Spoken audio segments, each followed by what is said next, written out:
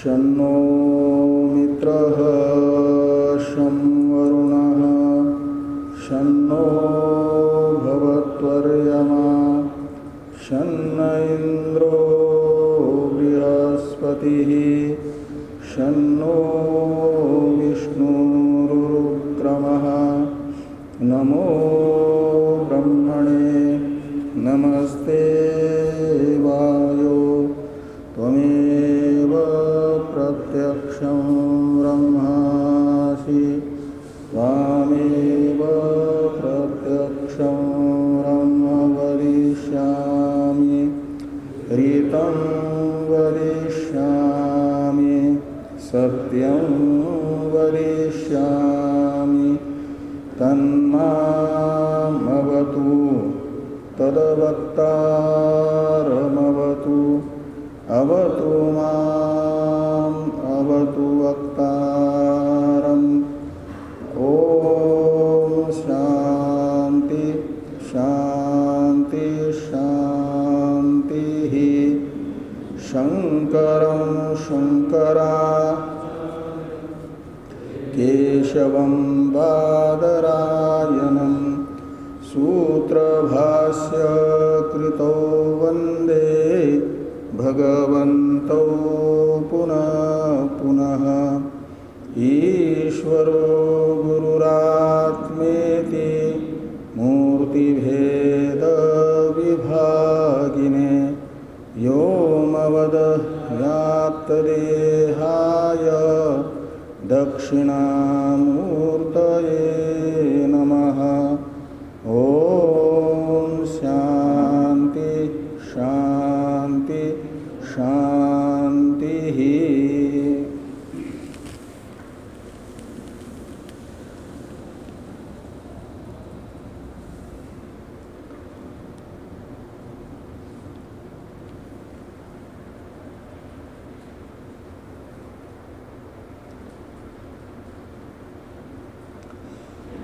कृष्ण यजुर्वेदीय तैत्रीय उपनिषद के ब्रह्मानंद वल्ली नामक द्वितीय अध्याय के अष्टम अनुवाक का विचार हम लोग कर रहे हैं। अष्टम अनुवाक के 4 मंत्रों का विचार हो चुका है।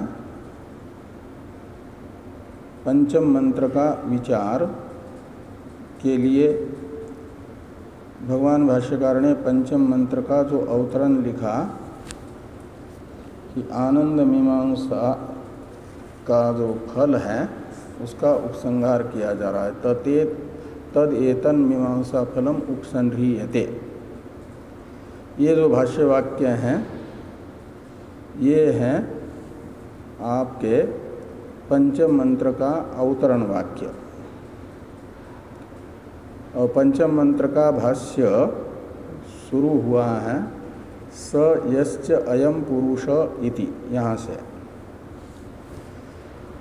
इसलिए हम लोगों को प्रथम पंचम मंत्र का जो मूल में मंत्र है पंचम मंत्र उसका उच्चारण करना है और अर्थानुसंधान करना है। फिर भाष्य की चर्चा होगी। तो भाष्य में बाद में आते हैं, पहले मंत्र का उच्चारण कर ले, अर्थानुसंधान कर ले।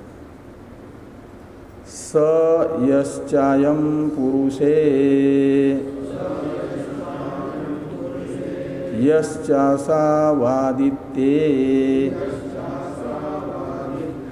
स एक स य एवं वित्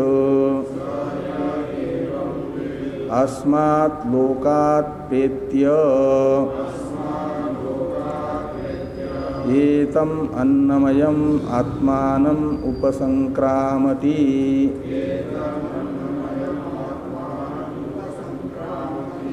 एतं प्राणमयम् आत्मानम् उपसंक्रामति।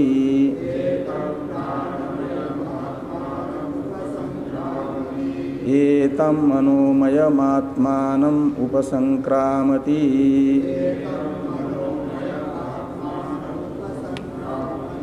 एतं विज्ञानमयम् आत्मानम् उपसंक्रामति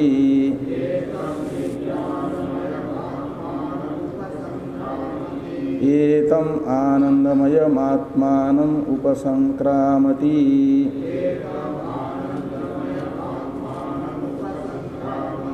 तदप्येष श्लोको भवति।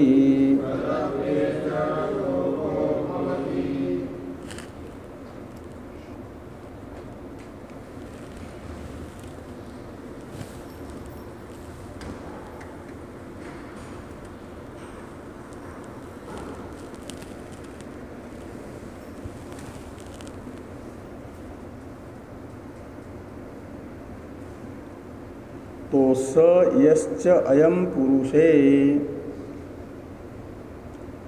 तो यहाँ सप्तम्यंत पुरुष शब्द से अपेक्षित हैं ये अन्नमय कोश एक प्रकार से वेष्टि कार्यकरण संघात।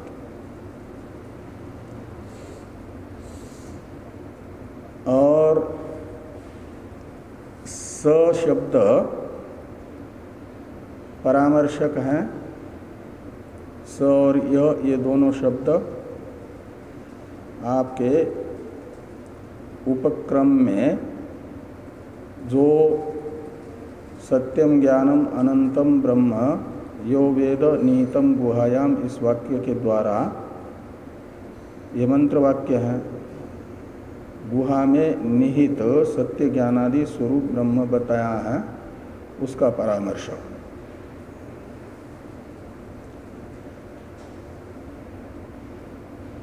तो स यश्च, और वो कौन है? तो कहते अयम, जो सत्य ज्ञानादि स्वरूप ब्रह्म गुहा में निहित बताया है मंत्र ने, वह अयम यही है। कौन? कहते पुरुष है। इस शरीर में जो चेतन है वह वही मंत्रस्थ गुहा निहित ब्रह्म है।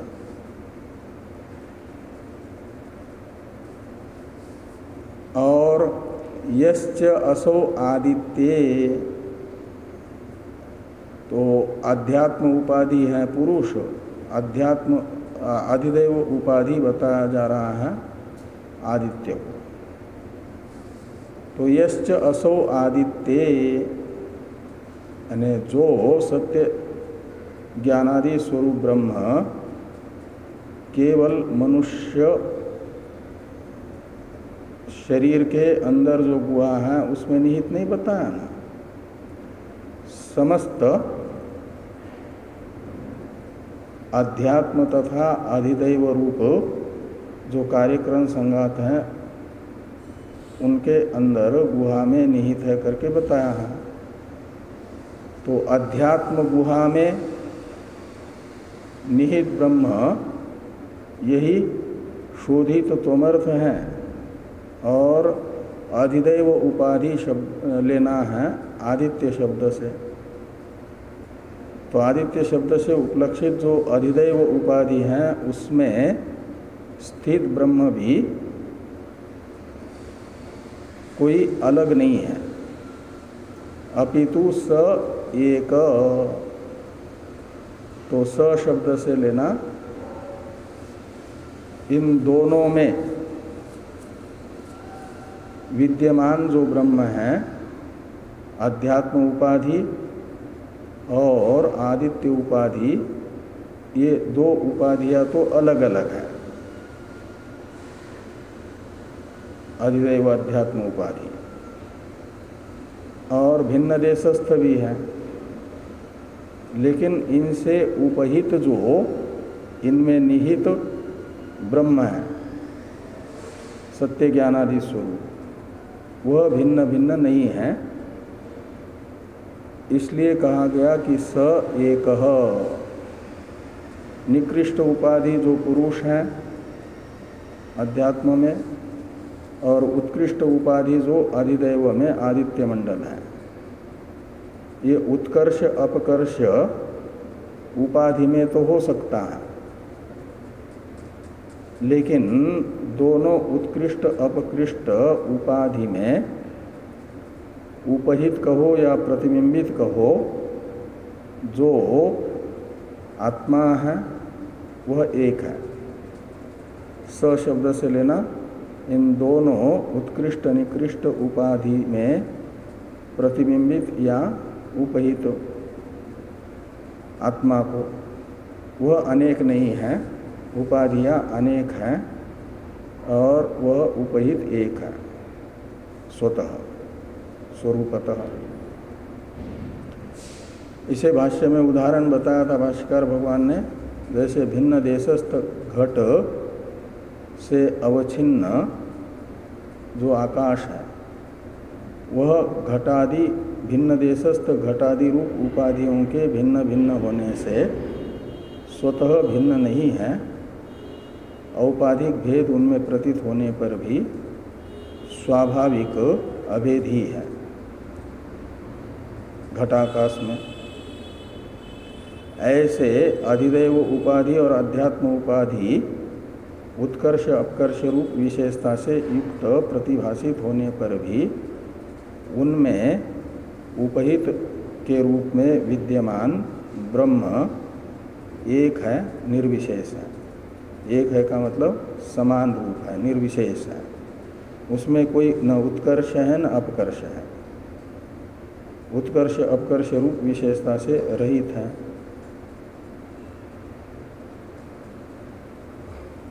और उस निर्विशेष ब्रह्म ज्ञान यहाँ पर विवक्षित है, इसलिए उसे बताया जा रहा है कि स य एवं वित,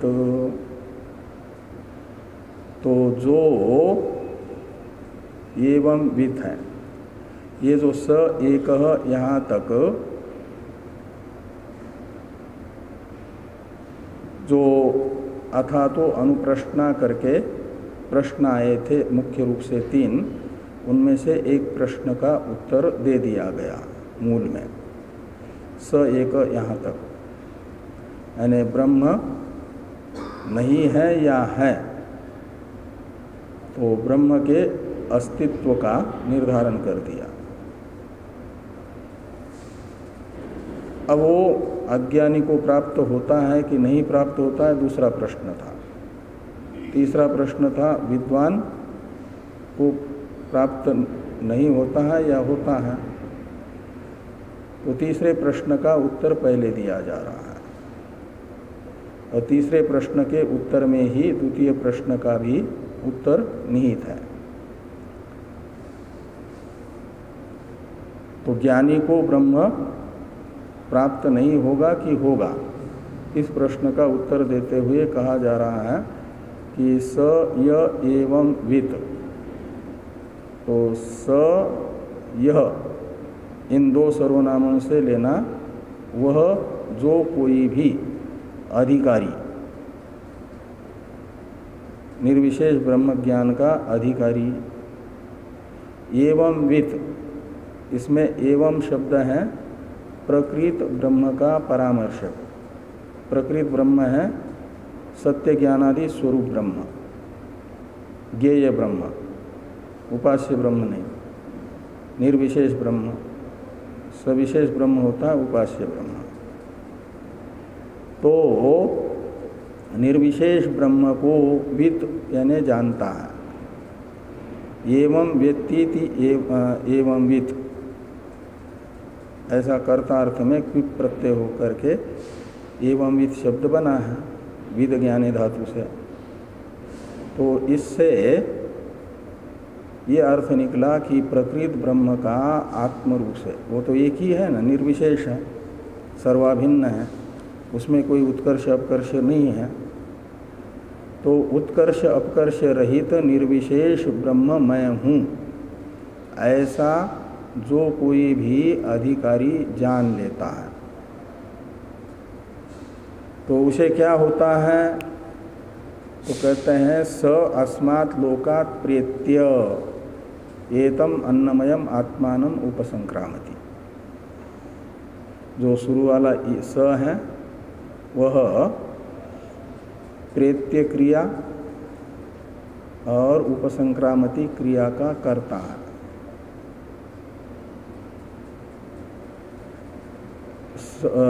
एवंवित, यह एवंवित स, तो निर्विशेष ब्रह्म का मय के रूप में अनुभव हुआ है जिसे वह अस्मात् लोकात् प्रेत्य। तो इसमें पंचम्यंत जो लोकात् पद है इसमें प्रातिपदिक है लोक। तो लोक इस प्रातिपदिक का अर्थ है विषय। ये जो अध्यात्म उपाधिक जीव के द्वारा भोग्य इहलोक के विषय और अधिदैव उपाधि से युक्त देवताओं के द्वारा भोग्य विषय, विषय मात्र को, स्थूल कार्य मात्र को लिया गया यहाँ लोक शब्द से। ठीक। और ये जो स्थूल कार्य वर्ग है इसे क्या करता है? अस्मात् लोकात् प्रेत्य। तो प्रेत्य का अर्थ है प्रकर्षेण इत्य। तो प्रकृष्ट रूप से गमन करके इनसे, तो गमन करना है स्थूल उपाधि मात्र का आत्मा से अव्यतिरेक समझना। जो अज्ञानी है उसके लिए अध्यात्म कार्यक्रम संघात विशिष्ट चैतन्य अलग है, अधिदेव उपाधिक आदित्यादि देवताएं अलग हैं। मनुष्य शरीर से भोगे जाने वाले जो विषय हैं उनका मात्र भोक्ता अपने आप को समझता है। देवताओं के भोग्य विषय देवताओं के हैं, हमारे नहीं, ये भेद बुद्धि है उसकी। और ये जो विषय विषयी भाव है, भोक्तृभोग्य भाव है, उसका ये भोक्तृभोग्य भाव का अधिष्ठान रूप जो स्थूल शरीर है, उन किसी भी स्थूल शरीरों को अपने वास्तविक स्वरूप से पृथक सत्तावान समझता ही नहीं है, अलग नहीं समझता। अज्ञानी की दृष्टि में इनकी अलग सत्ता है। और जो निर्विशेष ब्रह्म को मैं समझ रहा है वह निर्विशेष ब्रह्म तो केवल अपने कार्यक्रम संघात में ही नहीं है ना, वो सर्वात्मा है। वो प्राणी मात्र में अंतर्यामी के रूप में अवस्थित है। तो प्राणी मात्र की अंतरात्मा मैं हूँ, ये अनुभव एवंवित शब्द का अर्थ निकलेगा ना। इस प्रकार का अनुभव करने वाला अनुभविता, तो वह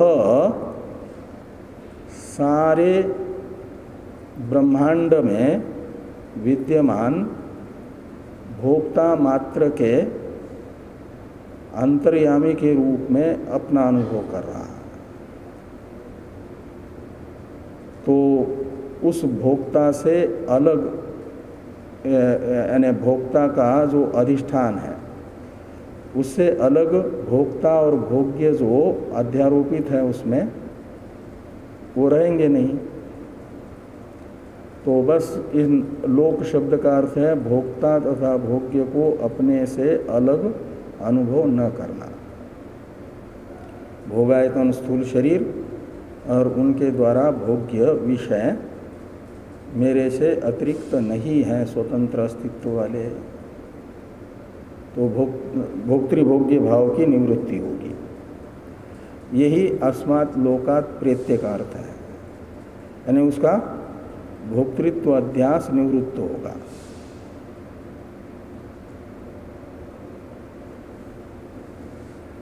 और जब ये अलग समझ ही नहीं रहा है तो क्या होगा फिर? तो एतम अन्नमयम आत्मानम उपसंक्रामति, तो पांचों कोश से आभ्यंतर ब्रह्मपुच्छम प्रतिष्ठा से बताया गया जो ब्रह्म है, और उपक्रम में सत्यम ज्ञानम अनंतम ब्रह्म इस मंत्र से बताया गया जो ब्रह्म है, वह ब्रह्म मैं हूँ ऐसा अनुभव करने वाला अपने में ही अध्यस्त केवल स्थूल कार्य वर्ग को मात्र नहीं समझेगा। पांचों कोश जो गुहा के रूप में बताए गए हैं, वे सारे के सारे इससे पृथक हो जाएंगे, इसके दृश्य हो जाएंगे। पृथक होने का मतलब दृश्य, और दृश्य दृष्टा में कल्पित है। ये दृश्यम तन्मिथ्या यथा स्वप्न जगत, ये तो मांडुक्य कारिका में बताया गया है ना, स्वप्न दृष्टांत से। दृश्यत्व हेतु से जागृत दृश्य को भी स्थूल सूक्ष्म जो भी जागृत दृश्य हैं उसको मिथ्या बताया गया। और ये दृक् मात्र हैं, समस्त कार्यक्रम संघातों में विद्यमान चेतन मैं हूँ का मतलब मैं स्वयं, वो जो निर्विशेष ब्रह्मरूप मैं, वो हो गया अधिष्ठान। और इन क्रमतः पांचों कोशों को अपने से पृथक अनुभव नहीं करना, यही इनकी स्वतंत्र सत्ता न समझना, यही इनका उपसंक्रमण है, उपसंक्रमण हो जाता है।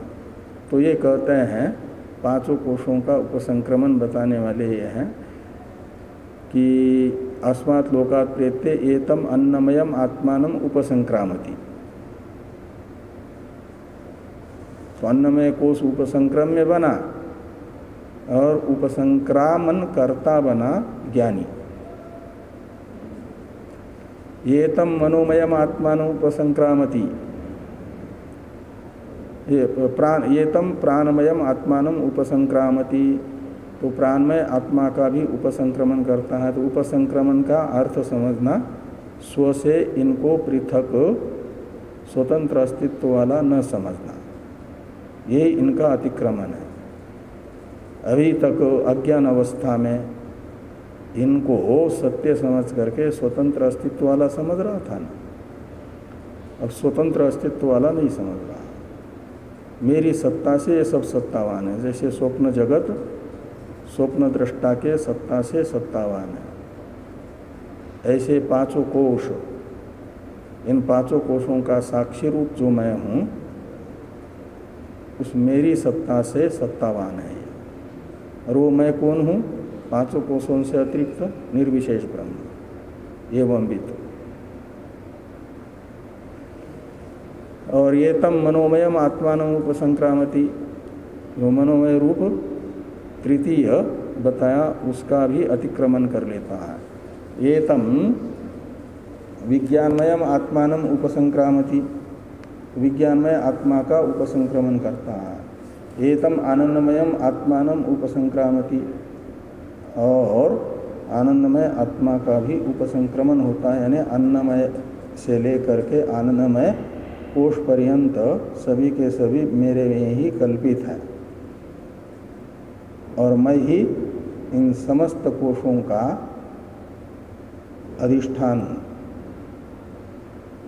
ये अनुभव कर लेता है। ये तो ब्रह्मपुच्छम प्रतिष्ठा हुआ। अन्नमय कोश की प्रतिष्ठा किसको बताया गया था? ब्रह्म को। वो ब्रह्म है निर्विशेष ब्रह्म, प्रतिष्ठा का मतलब अधिष्ठान। और वो आनंदमय कोश का भी अधिष्ठान ब्रह्ममय हूँ, तो बाकी तो सब आनंदमय से बाह्य जो है उनका अधिष्ठान तो ये बनेगा ही बनेगा।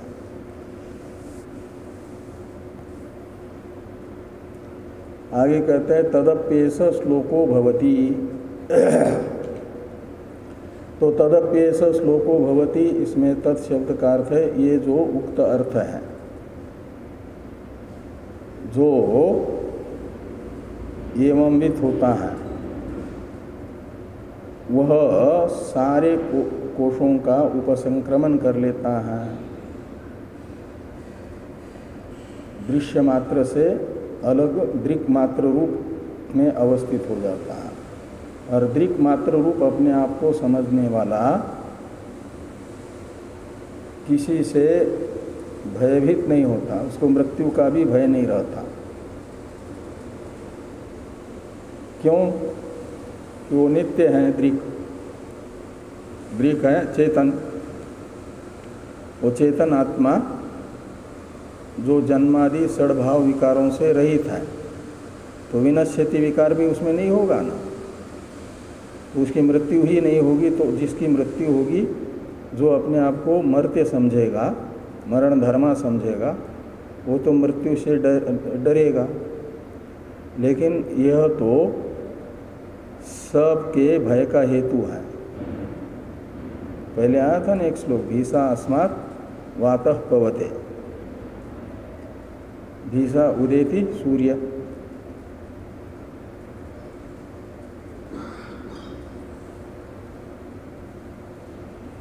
तो ये वायु, सूर्य, इंद्र, मृत्यु आदि सारे के सारे महान शक्ति के रूप में प्रसिद्ध जो है लोक में, उनको भी समय से प्रवृत्त करना, निवृत्त करना, ये सन्निधि मात्र से कर रहा है व्यापार, निर्विकार भाव में स्थित होकर के ही। यदि इनको भी भय होता है इसका, या ऐसा पहले बताया था, तो ये इंद्रादि के भी भय का हेतु है। और उसके भय का हेतु कौन होगा? तो उसके भय का हेतु कोई नहीं है, वह तो स्वयं निरतिशय आनंद है। तो इस प्रकार ये पहले बताया गया था कि उसको भय नहीं होता, वो सबका नियामक बन जाता है, स्वतंत्र हो जाता है। तो ये उक्त अर्थ हुआ इस ब्राह्मण के द्वारा। तदप्येष, इसमें तत्शब्द से लेना तस्मिन, ये तस्मिन अर्थे, ये सह यानी वक्ष्यमान श्लोको भवति, ये वक्ष्यमान श्लोक है। ये तो वाचो निवर्तन्ते अप्राप्य मनसा स आनंदम ब्रह्मणो विद्वान न बिभेति कुतश्चन। ये मंत्र आएगा नवम अनुवाक के प्रारंभ में। ये अष्टम अनुवाक के ब्राह्मण वाक्य के द्वारा बताया गया जो अर्थ है, उस अर्थ का समर्थक मंत्र है। और उस मंत्र का अवतरण वाक्य है अष्टम अनुवाक के पंचम मंत्र का अंतिम वाक्य, तदप्येष श्लोको भवति। तो हम लोग ये जो है आपका स यश्चायम पुरुषे यश्चासो आदित्ये, इन दो वाक्यों का अर्थ भाष्य में देख चुके हैं पहले ही। स एकः, इसकी चर्चा भाष्य में होनी है कि हो गई है। स एक इति भिन्नाधिकरणस्थ विशेष उपमर्देन,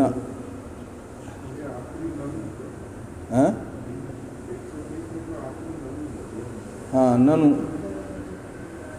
हाँ तो स एक इत्यादि की चर्चा होनी है।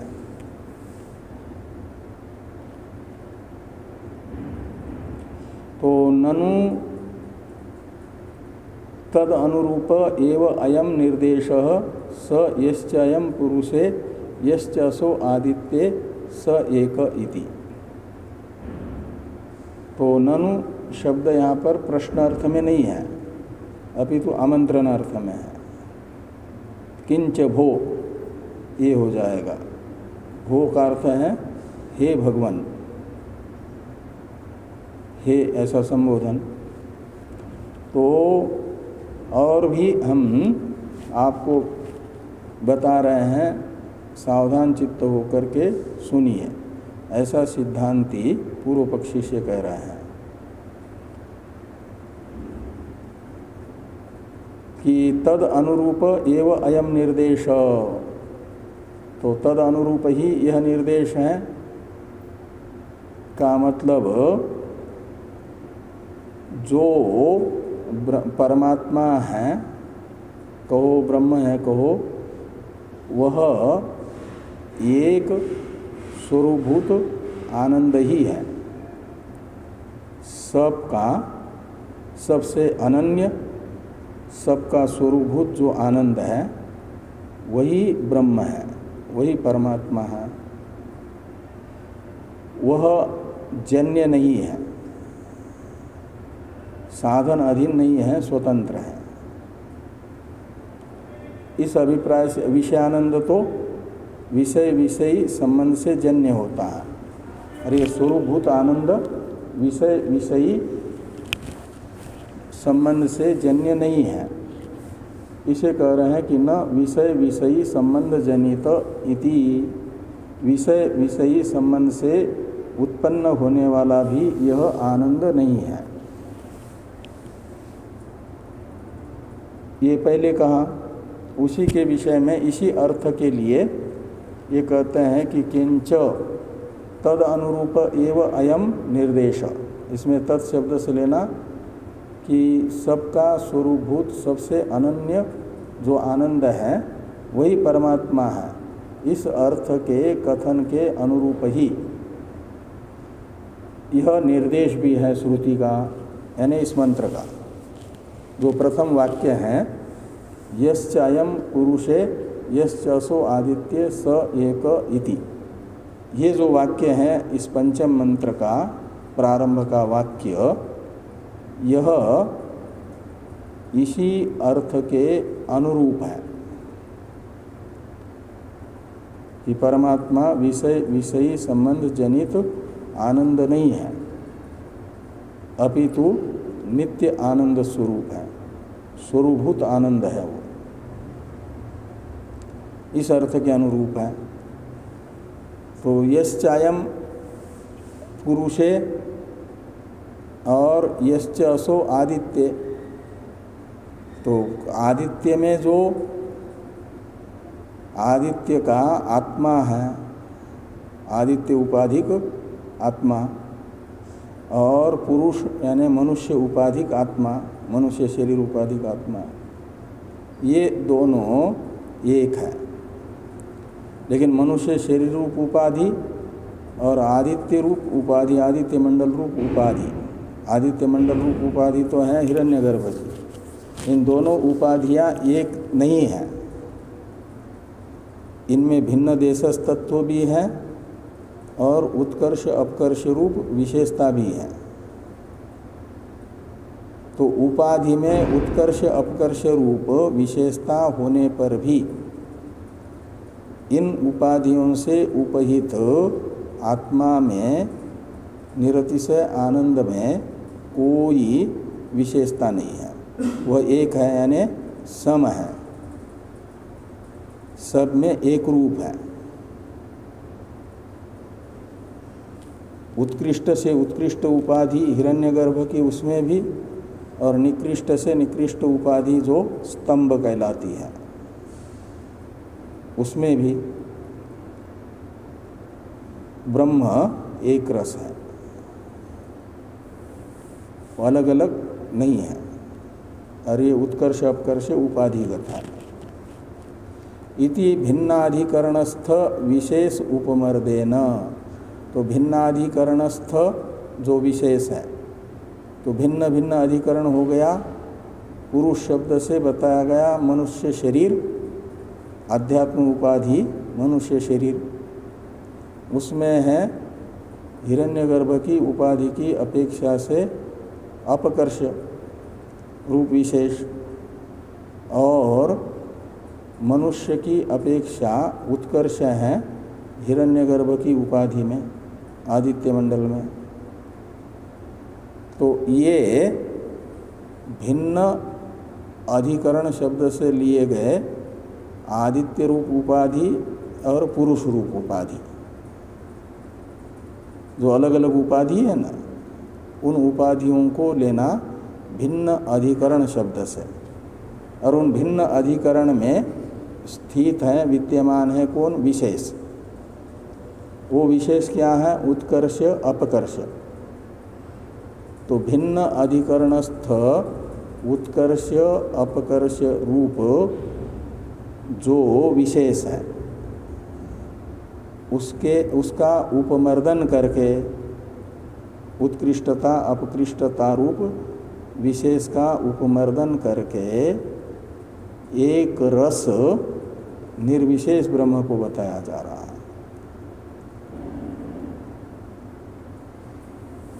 तो उपमर्देन निर्देश, ऐसा पूर्व के साथ अन्वय करना। भिन्न अधिकरणस्थ विशेष उपमर्देन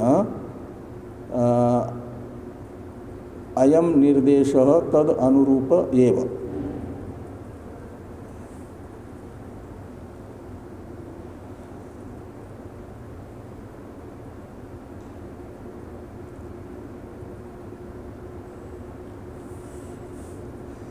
तो थोड़ी इस वाक्य की टीका है, इसे देखिए कि य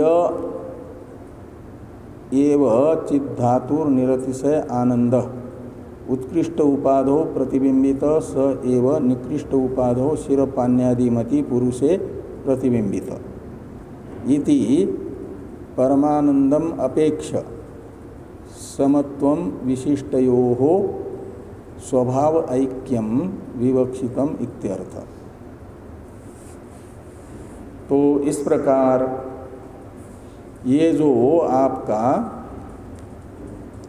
चित धातु है, चित धातु यानी चेतन परमात्मा, चित वस्तु, वो चित धातु हुआ परमात्मा। वो कैसा है? निरतिशय आनंद है, चिदानंद। ये चित धातु, ये एवं चित धातुर निरतिशय आनंद शब्द का अर्थ निकला चिदानंद। वह उत्कृष्ट जो उपाधि है हिरण्यगर्भ की, उसमें भी प्रतिबिंबित है। और वही स एव निकृष्ट उपाधि जो शीर हस्त पादादि अवयव वाला पुरुष शरीर है, मनुष्य शरीर है, उसमें भी प्रतिबिंबित है। तो उपाधि में तो अंतर है, लेकिन उपहित जो, उपहित कहो या प्रतिबिंबित कहो, जो परमानंद है, उस परमानंद में कोई विशेष नहीं है। तो इति परमानंदम अपेक्ष समत्वम, समत्वम यानी निर्विशेषत्वम, एक रूपत्वम, विशिष्टयोः स्वभाव ऐक्यम विवक्षितम इत्यर्थ। तो जो विशिष्ट है कौन? आपके उत्कृष्ट उपाधि में प्रतिबिंबित चैतन्य और निकृष्ट उपाधि में प्रतिबिंबित चैतन्य, ये दोनों विशिष्ट हैं। इन विशिष्टों में से जो विशेषण है, इनमें तो सातिशयता है, उत्कर्ष अपकर्ष है। और उन सातिशयता युक्त विशेषणों से विशेषणों को अविवक्षित करेंगे और विशेष्य मात्र का उपादान करेंगे।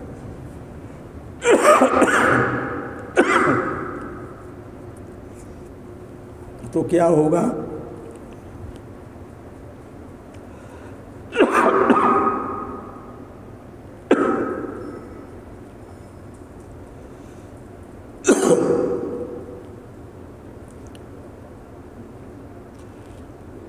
उसको कर देना।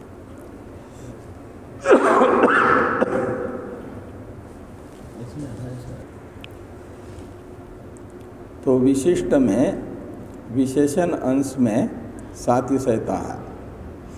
उस सातिशय युक्त विशेषण अंश को अविवक्षित करेंगे और जिसमें कोई विशेषता नहीं है ऐसा जो विशेष अंश है सामान्य, उसका स्वभाव ऐक्यम विवक्षितम स एक, इस वाक्य से स्वरूप स्वभावतः यानी स्वरूपतः जो एकत्व है वह विवक्षित है। अब आगे है ननु इत्यादि से एक दूसरा प्रश्न। ननु एवं अपि आदित्य विशेष ग्रहणम अनर्थकम। शंका करने वाले कहते हैं कि भिन्न अधिकरणस्थ विशेष उपमर्द द्वारा आनंद में निर्विशेषत्व दिखाने के लिए यह वाक्य सार्थक है, तदनुरूप है, ऐसा कहोगे यदि, तो भी आदित्य रूप उपाधि है, इसका ग्रहण अनर्थक है। तो एवं अपि आदित्य विशेष ग्रहणम अनर्थकम, ये शंका हुई। इसका उत्तर देते हुए कहते हैं कि न अनर्थकम, तो आदित्य रूप उपाधि का ग्रहण अनर्थक नहीं है।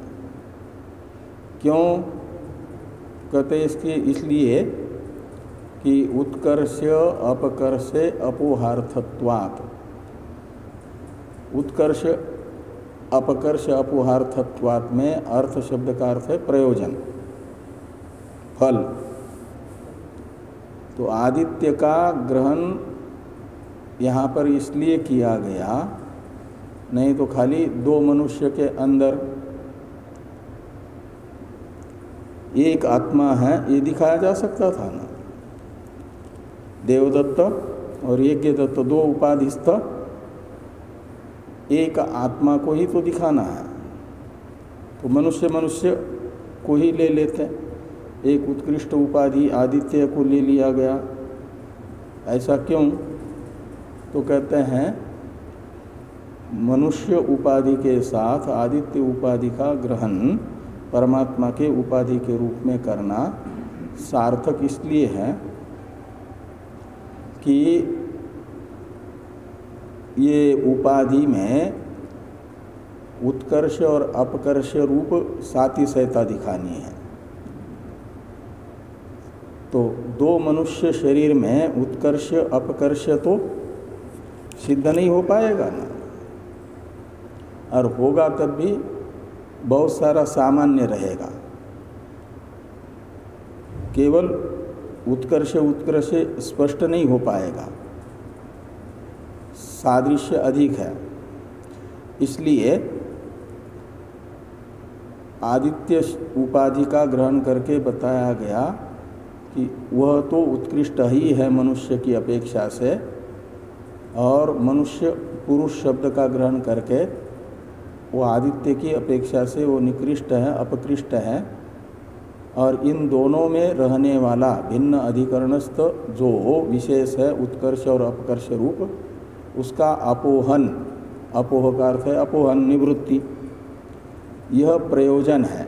अर्थ यानी प्रयोजन है जिस आदित्य विशेष ग्रहण का, उसे कहा जाएगा उत्कर्ष अपकर्ष अपोहार्थ।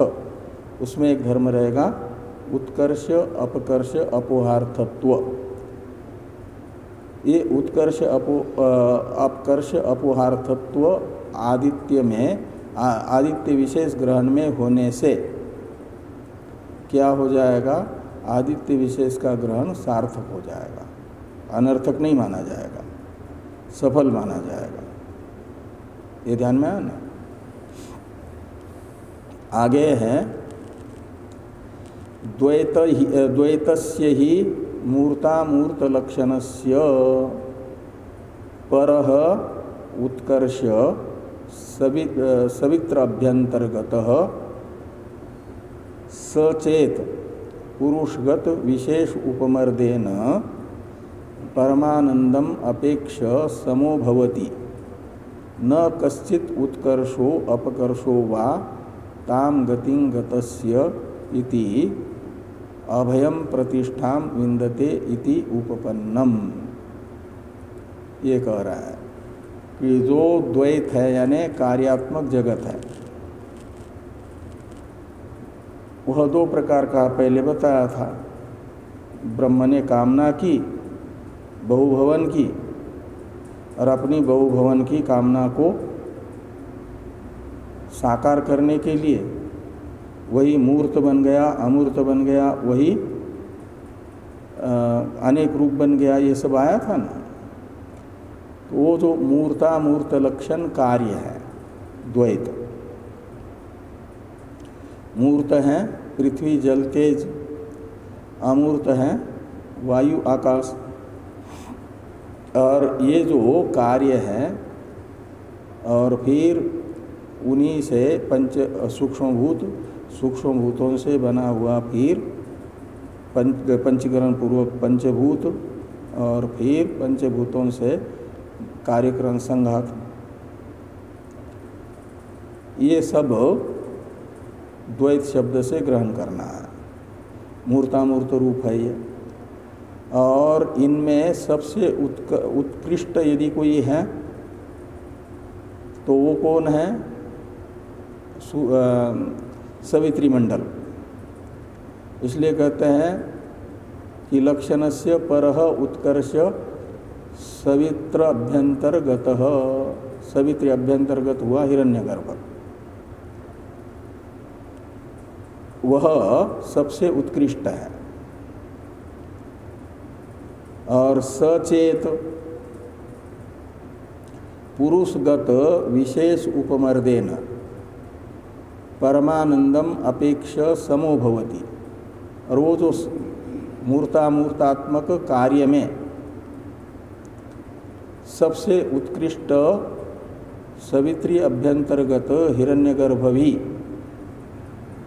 पुरुषगत विशेष का उपमर्दन करके परमानंदम अपेक्ष निर्विशेष है। परमानंद की अपेक्षा करते हैं तो फिर सम है, यानी एक ही है, चाहे उपाधि में भले ही विशेष हो। लेकिन जब उनके निर्विशेष स्वरूप को देखते हैं तो परमानंद ही है। और मनुष्य भी जो अकामहत है, श्रोत्रिय है, अव्रजिन है और ब्रह्मज्ञानी है, मनुष्य शरीर में रहते हुए ब्रह्मज्ञान हुआ, तो उसे उपलब्ध हो रहा है जो आनंद। वह भी मैं किसको समझ रहा है? ये पंचकोश से अतीत जो निकृष्ट उपाधि है, उस निकृष्ट उपाधिगत जो अपकर्ष है, उस अपकर्ष रूप विशेषता से रहित निर्विशेष जो गुहानिहित ब्रह्म है, उसी को मैं समझ रहा है। और हिरण्यगर्भ भी निर्विशेष ब्रह्मबोध से अपने आप को क्या समझते हैं? निर्विशेष ब्रह्म रूप ही समझते हैं, परमानंद रूप ही समझते हैं। तो दोनों का मैं के रूप में अनुभव का विषय एक बन रहा है, वो एक रस है, सम है, वो निर्विशेष ब्रह्म है। वो कह रहे हैं कि सचेत पुरुषगत विशेष उपमर्देन परमानंदम अपेक्ष समो भवति। तो फिर ये स्पष्ट हो जाएगा, सबसे उत्कृष्ट जो है वह भी अपनी उत्कृष्टता को छोड़ करके निरति से आनंद रूप अपने आप को समझता है। तो ब्रह्म ताम गतिम गतस्य का अर्थ है ब्रह्मबोध को जो प्राप्त हुआ, ब्रह्म स्वरूप को जो प्राप्त हुआ है। ब्रह्म स्वरूप की प्राप्ति है ब्रह्म की मय के रूप में अनुभूति, निर्विशेष ब्रह्म की। तो निर्विशेष ब्रह्म की आत्म रूप से अनुभूति करने वाला उसकी उपाधि चाहे उत्कृष्ट हो या निकृष्ट हो, ये उपाधिगत जैसे हिरण्यगर्भ ने अपने उत्कर्ष रूप विशेषता को छोड़ दिया, ऐसे निकृष्ट उपाधि वाला भी उपाधिगत अपकर्ष को छोड़ करके निर्विशेष ब्रह्म ही मैं हूँ ऐसा एक रस ही अनुभव करेगा। ये कहते हैं न कश्चित उत्कर्षो अपकर्षो वा ताम गतिम गतस्य। उपाधिगत उत्कर्ष अपकर्ष ये ताम गतिम गतस्य का मतलब निर्विशेष ब्रह्म का आत्मरूप से अनुभव हो रहा है जिसको, ऐसे ब्रह्म वेद में नहीं रहेगा। अभी तो क्या होगा कि वो अभयम प्रतिष्ठा विंदते, अभय प्रतिष्ठा है, द्वैत रहेगा तब तो भय रहेगा, तो अद्वैत भाव एकत्व, तो अभय प्रतिष्ठा को प्राप्त होता है। इति उपपन्नम भवति, ऊपर से जोड़ देना भवति क्रिया पर। तो इस प्रकार ये स एक एव यहाँ तक का जो मूल मंत्र है इसके व्याख्यान रूप भाष्य का विचार पूरा होता है। अब अस्ति नास्ति इति अनुप्रश्नो व्याख्यात इत्यादि की अवतरण टीका है।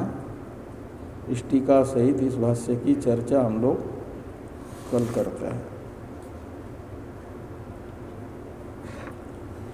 ओम शन्नो मित्रः शं वरुणः शन्नो भवत्वर्यमा शन्न इन्द्रो बृहस्पतिः शन्नो विष्णुरुक्रमः।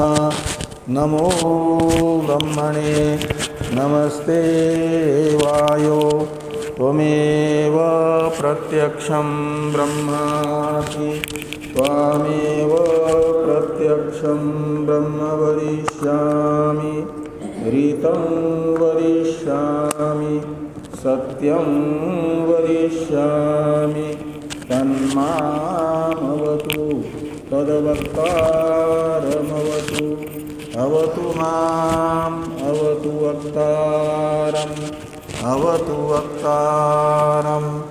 ॐ शान्ति शान्ति शान्तिः।